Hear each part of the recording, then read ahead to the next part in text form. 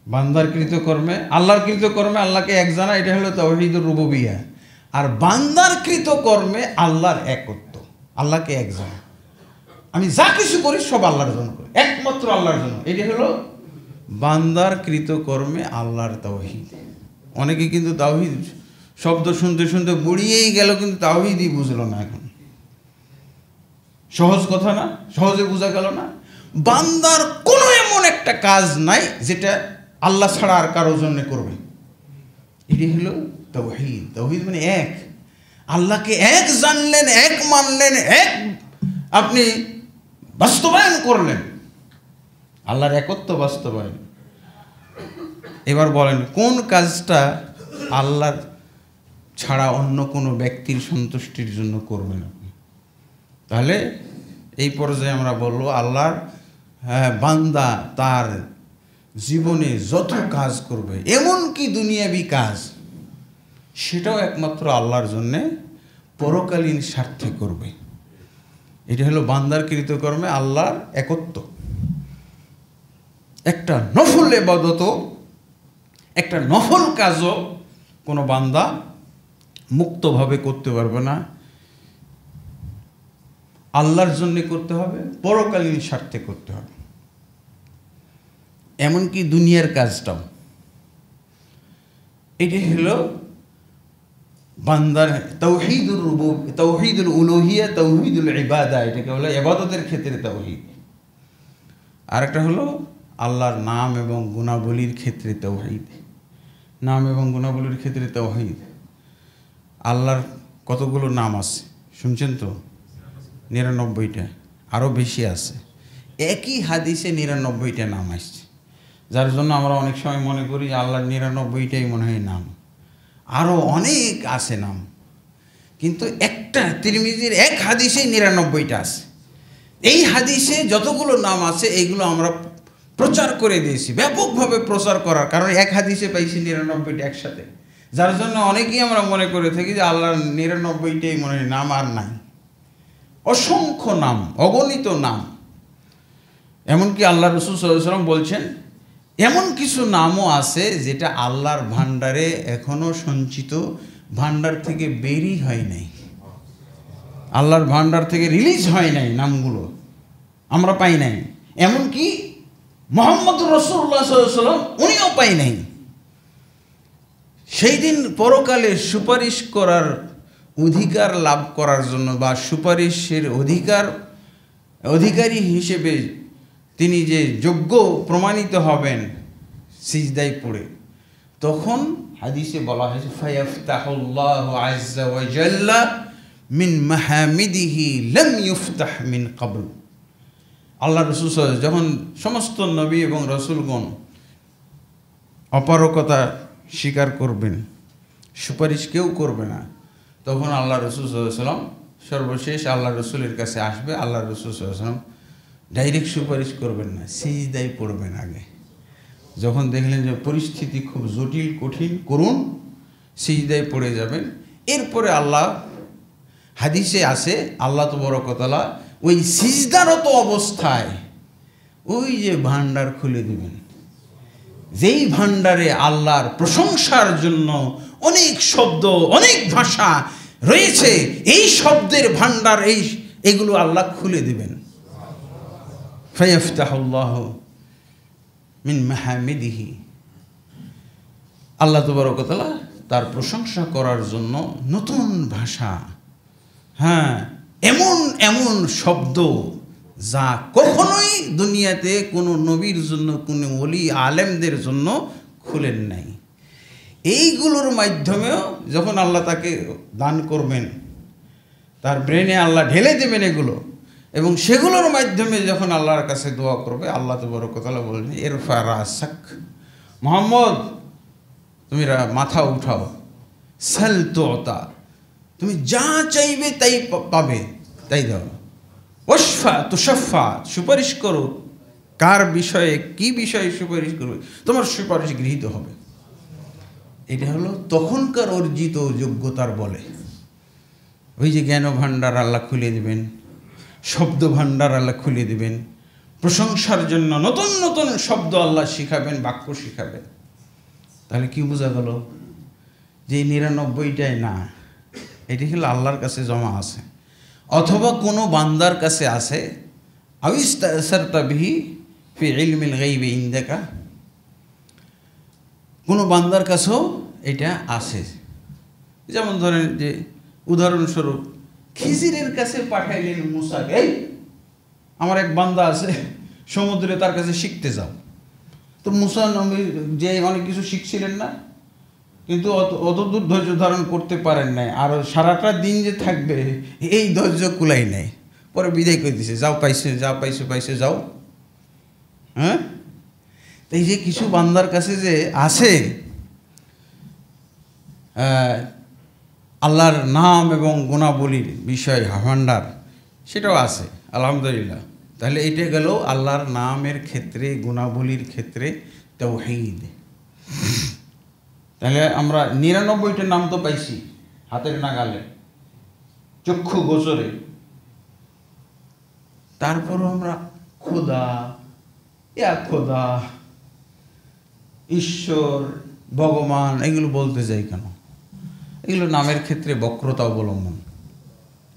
গুণাবলীর ক্ষেত্রে আল্লাহ সর্বত্রে বিরাজমান।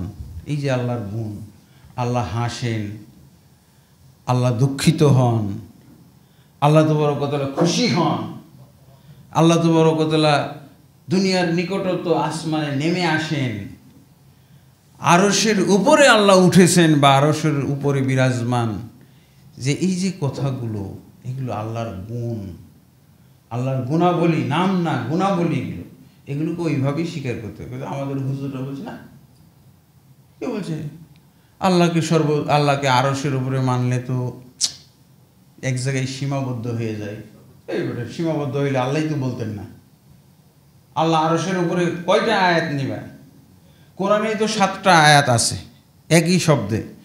আর আল্লাহ উপরে আছেন এই মর্মে ইবনুল কাইয়িম রাহমাতুল্লাহ 1000 দলিল একত্র করছেন, 1000 দলিল। তাও হুজুরের মন ভরে না, ওই আগের কথাই বলতেছে। আগের কথা কি? আল্লাহ সর্বত্রই বিরাজমান, আল্লাহ মুমিনের কলবের মধ্যে, নাউজুবিল্লাহ। আর আল্লাহ কোরআনে যেটা আছে এটা বললে কি হয়, ওদের সমস্যাটা হয় কি জানেন? ওদের সমস্যা হচ্ছে যে আল্লাহ সীমাবদ্ধ হয়ে গেল। তো এখন তুমি আল্লাহ এক জায়গায় সীমাবদ্ধ হয়ে গেল, আল্লাহ উপর দিকে একটা দিকে আল্লাহ প্রমাণিত হলো, আল্লাহ একটা জায়গায় থাকা প্রমাণিত হলো। তো হলো, তোর সমস্যাটা কি? তোর সমস্যাটা কি? আল্লাহ যেখানে নিজেই বলতেছে আল্লাহ যদি আরশের উপরে থাকতে পারে, তোর সমস্যাটা কি? তোর কেন এত টেনশন? তুই কেন আবল তাবল কথা বলে যাবে? তুই কেন অপব্যাখ্যা করে বেরোবে? ওকে শোনাবো আমি কোরআনের আয়াত, আর ও বলবে পণ্ডিতি কথা। কোরআনের আয়াতের বিপরীতে শয়তানি এবং পণ্ডিতি কথা বলে। কি বলে জানেন? যে আল্লাহ আরো সৃষ্টি করার আগে যেমন যেখানে ছিলেন ওইখানেই আছে। শয়তানি কথা, পুরো 100% শয়তানি ইবলিসি কথা। এই কথাটা কোন আয়াতে আছে? বল এটা, এই কথাটা আল্লাহ আরো সৃষ্টির আগে যেখানে ছিলেন ওখানে। শয়তানি কথা না? পুরা শয়তানি কথা। আর রহমান ও আলাল আরশি ইস্তাওয়া, রহমান আরশের উপরে উঠেছেন, রহমান আরশের উপরে অবস্থানরত, এই কথাটা হলো, এইটা হলো তরজমা কোরআনের। আর তুই যেটা বললি এটা কোন আয়াতের তরজমা? বল হুজুর, এটা কোন আয়াতের তরজমা? আল্লাহ আরশ সৃষ্টির আগে যেখানে ছিলেন ওখানেই আছেন। এই বেটা, এটা কোন আয়াতের তরজমা? শয়তানি কথাবার্তা।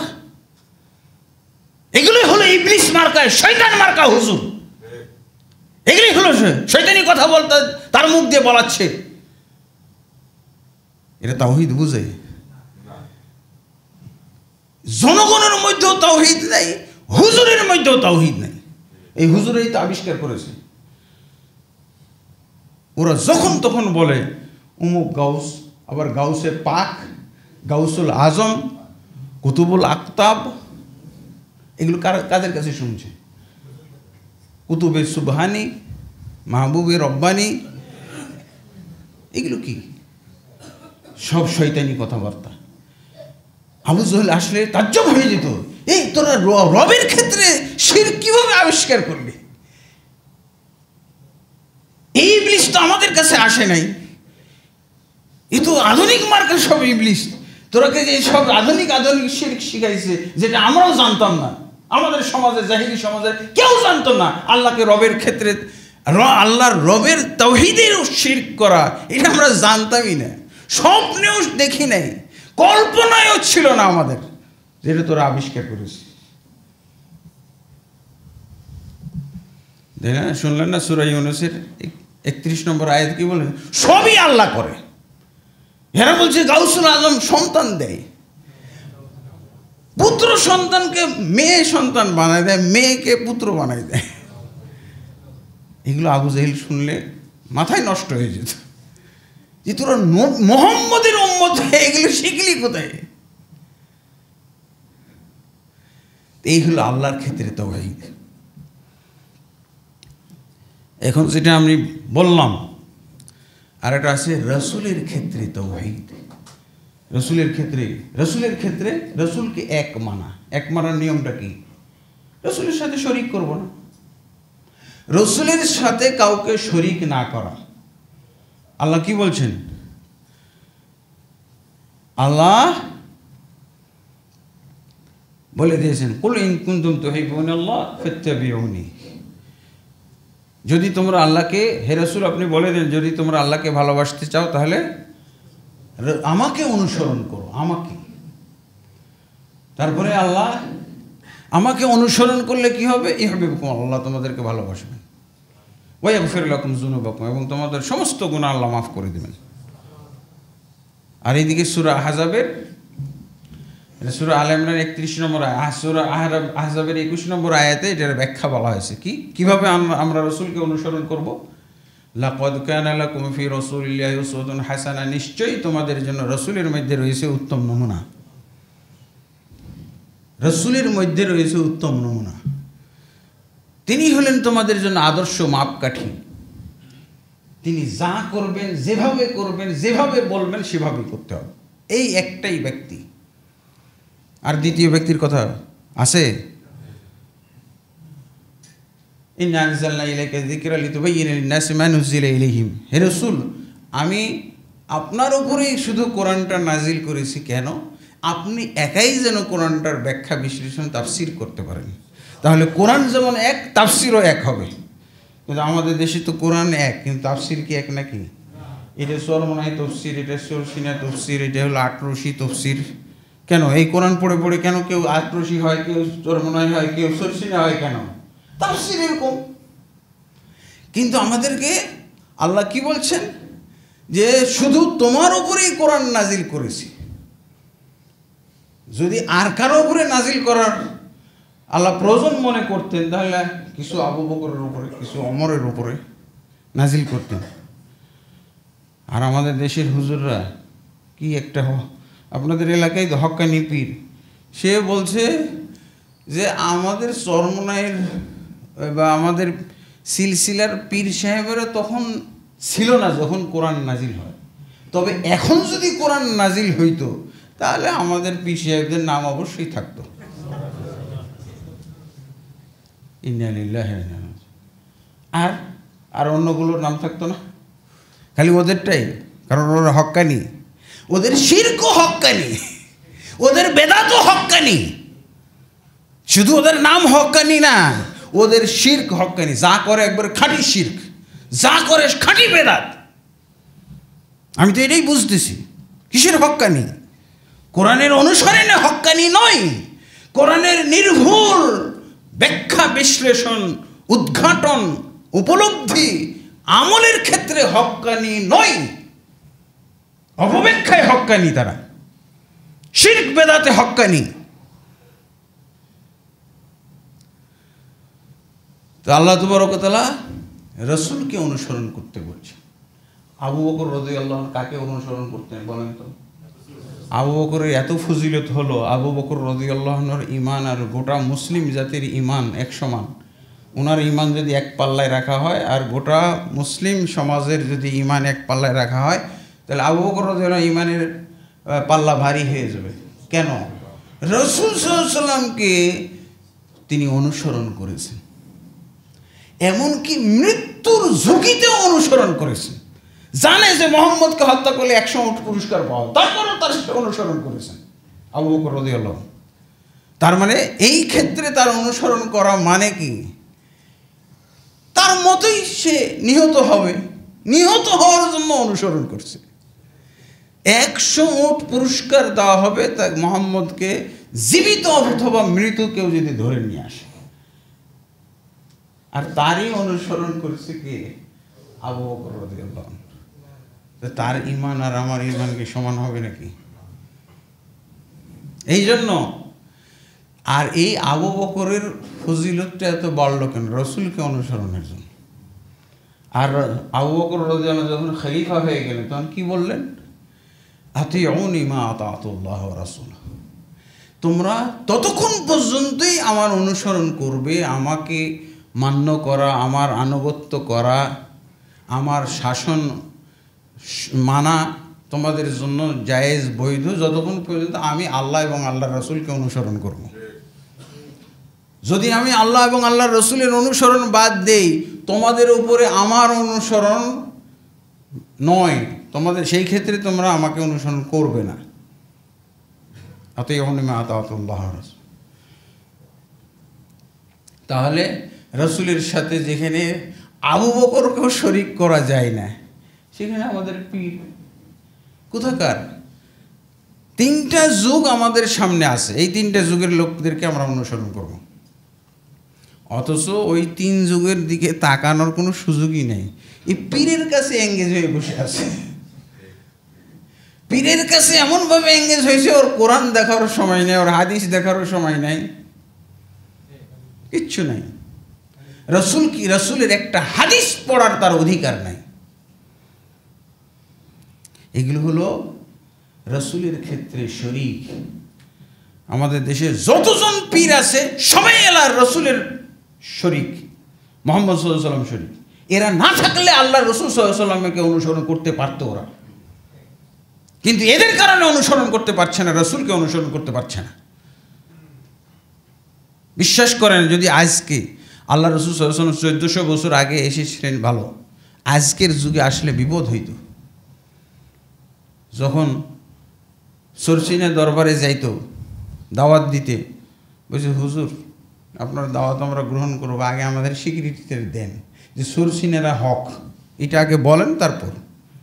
পরিবেশটা কত জঘন্য, কত কত প্রতিকূল এবং কত ঘোলাটে, কত নাপাক হয়ে গেছে দেখেন, আপনি চিন্তা করে দেখেন। যদি চরমনাই পীরের দরবারে যাই, দেখো আমি মোহাম্মদ রসুল্লাহ আসছি, ওরা তো মোহাম্মদ রসুল্লাহ নিয়ে কত ডায়ালগ করে, কত ডায়ালগ করে। এরকম একটা ডায়ালগ যদি আপনি করেন যে এই যে মোহাম্মদ রসুল্লাহ আসছে তোমাদের মাঝে, তো বলছে আগে চরমনাই পীর যে হক্কানি এটার স্বীকৃতিটা দেন, তাহলে আপনার অনুসরণ। কত ঘোলাটে পরিবেশ, এই পরিবেশে আসলে রসুলও সুবিধা করতে পারত না। রসুল সাল্লাল্লাহু আলাইহি ওয়াসাল্লাম দেখেন, আপনি রসুল সাল্লাল্লাহু আলাইহি ওয়াসাল্লাম সহিহ বুখারীটা নিয়ে যান, এটা কি আছে? জামে তিরমিজিটা নিয়ে যান আপনি। জামে তিরমিজি মানে কি? সহিহ বুখারী, সহিহ মুসলিম, আবু দাউদ, তিরমিজি, নাসাই, ইবনে মাজাহ, মুসনাদ আহমদ, মুসনাদ দারমি, মুসনাদুল বাজ্জার ইত্যাদি। এই হাদিস এগুলো কি? এগুলো কি? এগুলো হয় আল্লাহ রসুলের কথা, না হয় আল্লাহ রসুলের কাজ, আল্লাহ রসুল সাল্লাল্লাহু আলাইহি ওয়াসাল্লামের সমর্থন, স্বীকৃতি, এগুলোই তো আছে। এগুলো ছাড়া কিছু আছে নাকি হাদিসের কিতাবে? এই হাদিসের কিতাবগুলোর সাথে কি আচরণ করে তারা? রাখো তোমার কোরআন, রাখো তোমার হাদিস, বিশ্বাস কি বোঝে না? এই যেখানে পরিবেশ, সেখানে আল্লাহ তাবারক ওয়া তাআলা অনেক ভালো কাজ করেছেন যে এই পরিবেশে রসুলকে প্রেরণ করেননি। আবু জেহেলদের দ্বারা যে নির্যাতিত হয়েছে, আবু জেহেলদের সমাজে এবং পরিবেশে যে প্রতিকূলতার শিকার হয়েছিলেন রাসূলুল্লাহ সাল্লাল্লাহু আলাইহি ওয়াসাল্লাম, বর্তমান যুগে পরিবেশ আরো কঠিন, আরো কঠিন, আরো কঠিন। এই হুজুরদের কারণে, এই পীর সাহেবদের কারণে এই সমস্ত খানকার কারণে, এই সমস্ত দরবার খোলার কারণে সে কি বলবে, ইয়া রাসূলুল্লাহ এই যে দেখেন না আমাদের আলমারিতে তো সব তো কোরআন, আপনার আনা কোরআনটাই, কিন্তু তাফসির চলতেছে চরম নাই, তাফসির চলতেছে কি আটরশি দেওয়ানবাগি। এই জন্য তারা শুনতো না যে কোরআন আমরা মানি, কিন্তু আমাদের যে দেওয়ানবাগি তাফসিরটা আপনি স্বীকৃতি দিয়ে দেন, দেওয়ানবাগিতে তাফসির করি আমরা, এইটাই স্বীকৃতি দেন। চরমনায়রা বলতো আমরা যে তাফসির করি কুলুবুল মুমিনুন আরশুল্লাহ, মুমিনদের কলব হলো আল্লাহর আরশ, এটা আপনি স্বীকার করেন। এই জাল হাদিসকে আজকে সহি বলে দেন। জাল হাদিসটাকে ওরা ওই যে আহলে হাদিসরা বা ওই যে সহি আকীদা মসজিদ থেকে জাল হাদিস বলতেছে, আপনি এটাকে আগে স্বীকৃতি দেন, এটা সহি হাদিস। মুমিনদের কলব হলো আল্লাহর আরশ। আমরা এগুলো বলে সুবিধা করতে পারতেছি না, এই হলো অবস্থা। তো রাসূলের ক্ষেত্রে এগুলো হলো সব শিরক আর শরীকের পরিবেশ। হুজুর, পীর, মুর্শিদ, খানকাওয়ালা, দরবারওয়ালা, দরগাওয়ালা, সব এরা সব রাসূলের বিরুদ্ধে একটা শরীক। বরং আমরা তাবি পর্যন্ত যাওয়ার অধিকার রাখি না। তাবি, তার তাবউত তাবি, সাহাবি, তারপরে না রাসূল, এরা পীর নিয়ে এঙ্গেজ হয়ে বসে আছে। 4 লক্ষ মতো পীর। এই পীরের পর্দা ভেদ করে আপনি সামনে আগাইতেই পারবেন না, আর একটা স্তরও আপনি আগাইতে পারছেন না। অথচ আমাদেরকে ডাইরেক্ট রাসূল সাল্লাল্লাহু আলাইহি সাল্লামকে অনুসরণ করতে হবে, শুধুমাত্র রাসূল সাল্লাল্লাহু আলাইহি সাল্লামকে আদর্শ হিসেবে আমাদের মানতে হবে। কোরআন সুন্নাহ বোঝার ক্ষেত্রে, আমলের ক্ষেত্রে, ইবাদতের ক্ষেত্রে, বন্দেগীর ক্ষেত্রে, সর্বক্ষেত্রে। এরপরে দেখেন আল্লাহ রাসূল সাল্লাল্লাহু আলাইহি সাল্লাম কি বলেছেন সেই যুগে, লাউ যাহারা ফীকুম মূসা, যদি আজকে তোমাদের মাঝে মূসা আবির্ভাব ঘটত, মূসা আলাইহিস সালাম আবির্ভূত হতেন, তিনি যদি আসতেন এই দুনিয়ায়, তার কোনো উপায় ছিল না আমার অনুসরণ না করলে। কি বুঝলেন? মূসা মুহাম্মদ সাল্লাল্লাহু আলাইহি সাল্লামের শরীক হইতে পারবে না, তাকেও অনুসরণ করতে হবে। এটা কখন বলেছিলেন আল্লাহ রাসূল? ওমর ইবনে খাত্তাব রাদিয়াল্লাহু আনহু তাওরাতের কিছু পাতা পড়তেছিলেন, আর আল্লাহ রাসূল সাল্লাল্লাহু আলাইহি সাল্লাম দেখছিলেন, শুনতেছিলেন। আল্লাহ রাসূল সাল্লাল্লাহু আলাইহি সাল্লামের চেহারা বিবর্ণ হয়ে যাচ্ছে, তাও তাওরাতের কোন পাতাগুলো, যেই পাতাগুলোর মধ্যে রসুলের আনিত শরীয়তের বিরোধী কিছু নাই, এই পাতাগুলো পড়তেছিলেন। আর রাসূল সাল্লাল্লাহু আলাইহি ওয়াসাল্লামের চেহারা বিবর্ণ হয়ে যাচ্ছিল। আবু বকর রাদিয়াল্লাহু আনহু প্রথম দেখলেন, খেয়াল করলেন যে ওমর ইবনে খাত্তাব তাওরাতের পাতা পড়তেছে, আর আল্লাহ রাসূল সাল্লাল্লাহু আলাইহি ওয়াসাল্লামের রাগে চেহারা বিবর্ণ হয়ে যাচ্ছে, লাল হয়ে গেছে। তখন আবু বকর আর ওমর রাদিয়াল্লাহু আনহু কত খাতির, কিন্তু রাসূল সাল্লাল্লাহু আলাইহি সাল্লামকে যে রাগ সঞ্চারিত করেছে, তার সাথে আর কোনো খাতির নেই। কি শব্দটা বললেন আবু বকর? সাকালাতকা সাওয়াকিলু ইয়া উমর, হে উমর, তোমার বাপ, তোমার মা, দাদি, এরা সবাই তোমার জন্য ক্রন্দন করুক, তুমি এই মুহূর্তে মরে যাও, ধ্বংস হও ওমর। তখন ওমর ইবনে খাত্তাব তাকিয়ে দিয়েছে, আমার তারা মা বিওজি রাসূলুল্লাহ সাল্লাল্লাহু আলাইহি ওয়াসাল্লাম, কি তুমি চোখ দিয়ে দেখতে পাও না আল্লাহ রাসূলের চেহারাটার দিকে? দেখো তো কি হয়েছে, তোমার তাওরাত পড়ার কারণে আল্লাহ রাসূলের চেহারার দিকে তাকাও। এর চেয়ে তুমি যা ঘটিয়েছো, যেভাবে আল্লাহ রাসূল সাল্লাল্লাহু আলাইহি ওয়াসাল্লামকে তুমি রাগান্বিত করেছো, বেজার করেছো, এর চেয়ে ভালো ছিল যে তুমি মরে গিয়ে তোমার জন্য তোমার মা এবং দাদিরা, মহিলারা কান্নাকাটি করো। তুমি মরে গিয়ে তোমার জন্য কান্নাকাটি হইতো, এটাও ভালো ছিল, আজকে তুমি যেটা ঘটিয়েছো। তখন ওমর ইবনে খাত্তাব রাদিয়াল্লাহু আনহু আল্লাহ রাসূলের চেহারার দিকে তাকিয়ে দেখে, হ্যাঁ সত্যিই তো, সর্বনাশ।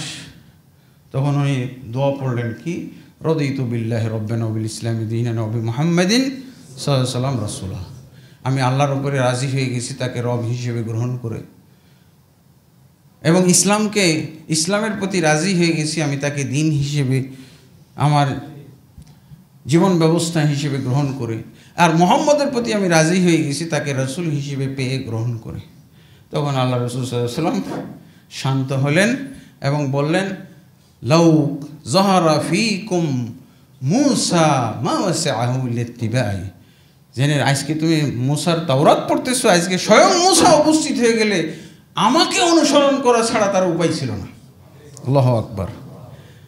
তাহলে কিভাবে আমরা পীরকে শরীক বানাই, পীরের ওজিফার কিতাবকে কিভাবে রসুলের কিতাবের সাথে শরীক বানাইতেছি, কিভাবে আমরা রাজনীতিবিদরা আল্লাহর কোরআন এবং রসুলের সুন্নাহ বাদ দিয়ে আমরা পাশ্চাত্য সব গ্রন্থ এখানে মানুষের উপরে প্রয়োগ করতেছি।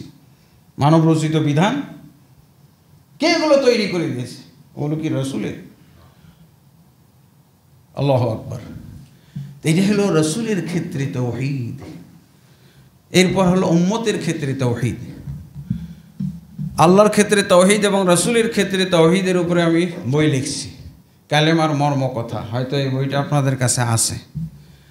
আর উম্মতের ক্ষেত্রে তাওহীদ মানে যারা আল্লাহর বান্দা হবে, যারা রসুলের উম্মত বা অনুসারী হবে, তাদের মধ্যেও ঐক্য থাকতে হবে, এক ঐক্য এবং ভ্রাতৃত্ব থাকতে হবে। পৃথিবীর শুধু এই যে এই মসজিদের না, পৃথিবীতে যেখানেই মুসলিম আছে, কালেমা পাঠকারী মুসলিম, সহি আকীদা এবং সহি মানহাজ চর্চাকারী মুসলিম, পার্থক্য করার কোনো সুযোগ নাই। সব এক, সব এক। এই মসজিদ আর ওই মসজিদ না, গোটা পৃথিবীর মুসলিমরা যারা আল্লাহকে এক মেনে নিয়েছে, যারা এক আল্লাহর ইবাদত করে থাকে, যারা রসুল সাল্লাল্লাহু আলাইহি ওয়াসাল্লামকে অনুসরণ করার দাবি করে, যারা রসুল সাল্লাল্লাহু আলাইহি ওয়াসাল্লামকে মহব্বত করার দাবি করে, যারা রসুল সাল্লাল্লাহু আলাইহি ওয়াসাল্লামের সুন্নাহ অনুসরণের দাবি করে, যারা রাসূলুল্লাহ সাল্লাল্লাহু আলাইহি ওয়াসাল্লামের হাদিস অনুসরণের দাবি করে, যারা আহলুল হাদিস, তারা কখনো ভিন্ন হইতে পারে না। আলাদা বডি হওয়ার কোনো সুযোগ নাই, সব এক বডি। আল্লাহ রাসূল সাল্লাল্লাহু আলাইহি ওয়াসাল্লাম, এটা তো কোরআনে আছে, ইন্নামাল মুমিনুনা ইখওয়া, মুমিনরা শুধু পরস্পর ভাই ভাই থাকবে, একটাই সম্পর্ক। ইন্নামা মানে কি? শুধুমাত্র যারা মুমিন তাদের সাথে, তাদের মাঝে একটাই সম্পর্ক, ভাই ভাই হবে। তারা ভাই ভাই হওয়া বুঝিয়ে দিয়েছেন না আল্লাহ রাসূল সাল্লাল্লাহু আলাইহি ওয়াসাল্লাম। আনসার আর মুহাজির, আনসার মুহাজির মিলে কয় দল ছিল তারা? আর আমরা বহু দল। এমনকি সহি আকীদার মধ্যেই বহু দল, জমিয়তের আন্দোলন, এটাই ভাই ভাই হইতে পারি না। আর মক্কার মুহাজির আর মদিনার আনসাররা এমন ভাই ভাই হলো যে কোনো সম্পদ লুকাই নাই, পুরো সম্পদ প্রদর্শন করে বলছে যে ভাই, আনসার ভাই বলছে, ভাই আপনি তো মক্কা থেকে এসেছেন, আপনি নিশ্চয় কোনো টাকা পয়সা নাই, এই যে দেখেন আমার সম্পদ এতগুলো আছে, এত বিঘা জায়গা আছে, এতগুলো খেজুরের বাগান আছে, হ্যাঁ, এতগুলো আমার স্ত্রী আছে, তুমি তো স্ত্রী সন্তানও রেখে এসেছো, সব অর্ধেক করে ফেলব। 2 স্ত্রী আছে, 1 স্ত্রী দিয়ে দেব। 2 বিঘা জায়গা আছে, 1 বিঘা তোমার। 2টা খেজুরের বাগান আছে, 1টা তোমার। আল্লাহু আকবার। এর নাম হলো উম্মতের ক্ষেত্রে তাওহীদ। এর নাম কি? আর শিরক কাকে বলা হয়? উম্মতের ক্ষেত্রে শিরক হলো দলে দলে বিভক্ত হওয়া। আর আপনি যখনই একটা দল খুললেন, আগের দল বাদ, ওদের সাথে শত্রুতা করা ফরজ, শত্রুতা করা ইবাদত, শত্রুতা করলে সওয়াব হবে, বদনাম করলে সওয়াব হবে, গীবত করলে সওয়াব হবে। এগুলো কি কাহিনী ভাই? আল্লাহ রাসূল সাল্লাল্লাহু আলাইহি ওয়াসাল্লাম কিভাবে বুঝাইছেন? আল মুমিনুনা ফি তাওয়াদ্দিহিম ওয়া তারাহুমিম ওয়া তাআতুফিহিম কামাসালি জাসাদিন ওয়াহিদ। মুমিনরা পরস্পরে এক বডি হবে। শুধু বাংলাদেশের মুমিন না, আর শুধু বরিশালের মুমিনরা না, গোটা পৃথিবীর মুমিনরা, আল্লাহ রাসূল সাল্লাল্লাহু আলাইহি ওয়াসাল্লাম বলছেন তারা এক বডি, একটা বডির মতো থাকবে। ইযা ইশতাকা মিনহু উযওয়ান তাদাআ লাহু সাইরুল জাসাদি বিস-সাহরি ওয়াল হুম্মা। আল্লাহ রাসূল সাল্লাল্লাহু আলাইহি ওয়াসাল্লাম বলছেন একটা বডি, এই যে আমার এক বডির মধ্যে কতগুলো অঙ্গ প্রত্যঙ্গ আছে। আল্লাহ রাসূল সাল্লাল্লাহু আলাইহি ওয়াসাল্লাম বলছেন কোনো একটা অঙ্গ অঙ্গে যদি আঘাত লাগে, পিঁপড়াই কাটলো, বল্লাতে ফুটাইল, হ্যাঁ, কাঁটা বিদ্ধ হলো,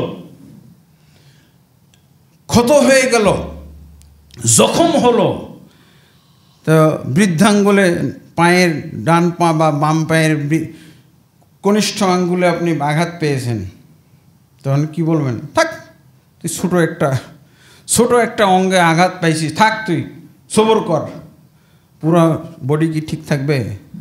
আল্লাহ রাসূল সাল্লাল্লাহু আলাইহি ওয়াসাল্লাম বলছেন, তাদা আলাহু বিসাইরুল জাসাদ, যেভাবে একটা অঙ্গে আঘাতপ্রাপ্ত হলে গোটা শরীর যেমন জ্বর এসে যায়, গোটা শরীর যেমন ব্যথাতুর হয়ে যায়, অস্থির হয়ে যায়, জ্বর এসে যায়, ঘুম বন্ধ হয়ে যায়, ঘুম আসে না ব্যথার ঠেলায়, যন্ত্রণার ঠেলায়, আল্লাহ রাসূল সাল্লাল্লাহু আলাইহি ওয়াসাল্লাম বলছেন গোটা মুমিন জাতিকে এমন হইতে হবে। কোনো একটা জায়গায় আঘাতপ্রাপ্ত হয়েছে, এখন কোথায় চলছে? গাজায় মুসলমানদের উপরে ইহুদিরা বোমা বর্ষণ করে তাদের দেশটাই শেষ, হ্যাঁ, মুসলমান নাগরিক সব শেষ বলা যেতে পারে, নাই, সব তারা ঘর বাড়ি থেকে উচ্ছেদ হয়ে গেছে, তারা বনে জঙ্গলে, তারা মাঠে ময়দানে বসবাস করতে পারেন নিরাপদে। কিন্তু আমাদের এখানে কোনো প্রতিক্রিয়াই নাই, আমরা কিছুই অনুভব করতেছি না। আমরা বাংলাদেশে এক সংগঠন আর এক সংগঠনে কিলাকিলিতে ব্যস্ত আছি। কি গাজা নিয়ে চিন্তা করব আমরা, কি কাফেরদের বিরুদ্ধে চিন্তা করব? আমি তো আমার মুসলিম প্রতিপক্ষ গুণে শেষ করতে পারি না। আমার কত প্রতিপক্ষ, মুসলমান গণনা করছে, মুসলমানদের মধ্যেই তার হাজারো প্রতিপক্ষ বানিয়ে ফেলেছে, তার বিরুদ্ধেই চিন্তা করতেছে। আর কাফের নিয়ে কি চিন্তা করবে, ইহুদি নিয়ে কি চিন্তা করবে, নাসারা আর খ্রিস্টান নিয়ে, আর হিন্দু আর বৌদ্ধ নিয়ে কি চিন্তা করবে, কোথায় কি মুসলমানদের উপরে জুলুম নির্যাতন হচ্ছে সেটা কখন তারা চিন্তা করবে? এখানে নিজেদের বিরুদ্ধে ষড়যন্ত্রে ব্যস্ত, ক্ষতি করার জন্য ব্যস্ত। আল্লাহ তাবারক ওয়া তাআলা আমাদেরকে বুঝার তৌফিক দান করুন। এই উম্মতের ক্ষেত্রে তাওহীদ, এই বিষয়টাও আমি লক্ষ্য করেছি, এটাই প্রথম বাংলাদেশে উম্মতের ক্ষেত্রে তাওহীদ নিয়ে ভাবা, চিন্তা ভাবনা করা, সেটা আমি ভেবেছি। এবং দেখেন, আল্লাহ এবং আল্লাহ রসুলের ক্ষেত্রে তাওহীদটা অনেক বুঝি, বেশি বুঝি, অনেকেই ভালো বুঝি, কিন্তু উম্মতের ক্ষেত্রে তাওহীদ নিয়ে কোনো ভাবনা নাই। তাওহীদের আল্লাহ এবং আল্লাহ রসুলের ক্ষেত্রে তাওহীদের উপরে কিতাব লিখছি 450 পৃষ্ঠা। উম্মতের ক্ষেত্রে তাওহীদ কিভাবে আমরা বজায় রাখবো, তাওহীদ প্রতিষ্ঠিত করব, এই ব্যাপারে বই রেখেছি। এটা 400 পৃষ্ঠার বই। এখানে দেখবেন কি করুণ অবস্থা মুসলমানদের। আল্লাহ তাবারক ওয়া তাআলা আমাদের সকলকে আল্লাহর ক্ষেত্রে তাওহীদ, রসুলের ক্ষেত্রে তাওহীদ এবং সর্বশেষ উম্মতের ক্ষেত্রে তাওহীদ বুঝার তৌফিক দান করুন। আল্লাহুম্মা আমিন। আস্তাগফিরুল্লাহ লি ওয়া লাকুম লিসাইরিল মুসলিমিন ফাস্তাগফিরুহু ইন্নাহু হুয়াল গফুরুর রহিম।